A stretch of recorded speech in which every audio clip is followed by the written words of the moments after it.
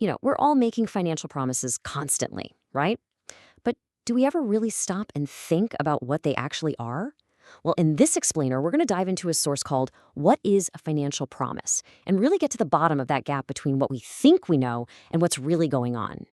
Okay, let's kick things off with this really powerful idea from the source. It says, most financial promises are accepted long before they are understood. I mean, just think about that for a second. Your mortgage, your credit card, even just opening a bank account. We all kind of say yes first and then, hope to figure out the nitty-gritty details later on. And this hits on such a fascinating point. Belief comes first. The actual knowledge, well, if it ever shows up, it's usually much, much later. And this isn't presented as some kind of personal failing, like you didn't do your homework. Nope, it's just a basic feature of the way our financial world is built. So this leads us straight to our first big question. Why on earth do we believe before we really know?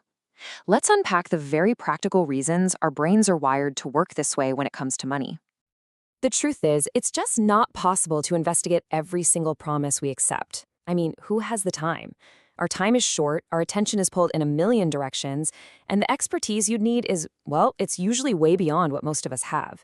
So what do? We take shortcuts. We have to. We rely on signals, trusted brands, big institutions, a good reputation, or sometimes just plain old familiarity.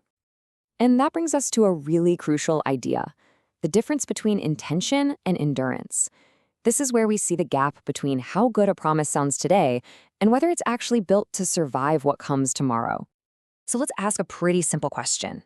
Why is a promise always a statement about the future? It sounds obvious, I know, but the implications are actually massive. It's because the second a promise is made, its real test hasn't even started. You're not getting something you can hold in your hand right now. What you're getting is a claim on a future action. The repayment, the investment return, that insurance payout, it's all going to happen down the road. Which brings us to this absolutely critical point. A promise is not fulfilled by intention. It is fulfilled by endurance. Just let that sink in.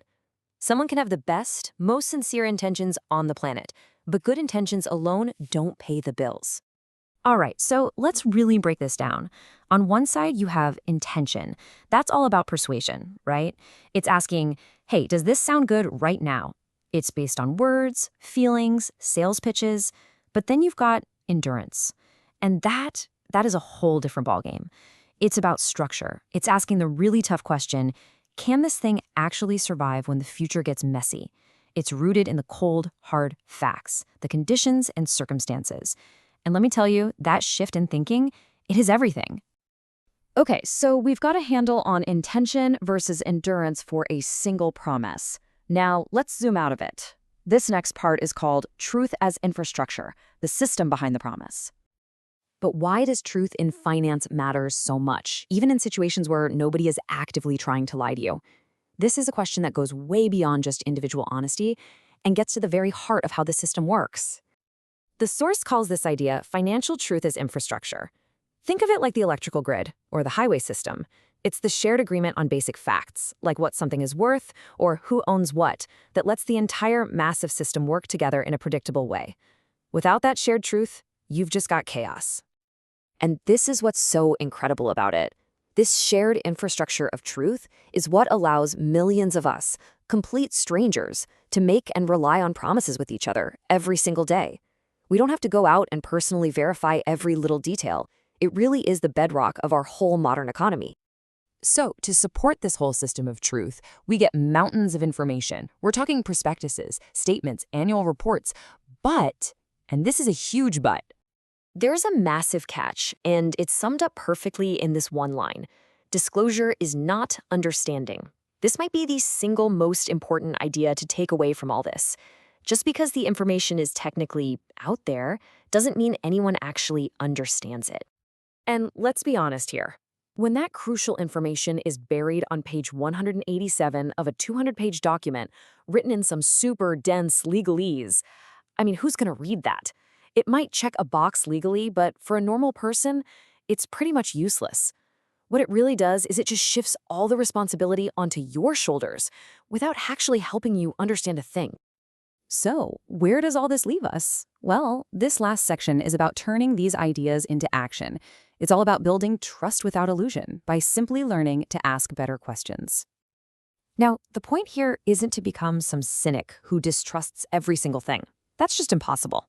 The real goal is to upgrade from blind confidence to informed judgment. It's about building a smarter, more durable kind of trust. So, the next time you're looking at a financial promise, instead of just getting excited about the potential reward, try asking yourself this game-changing question.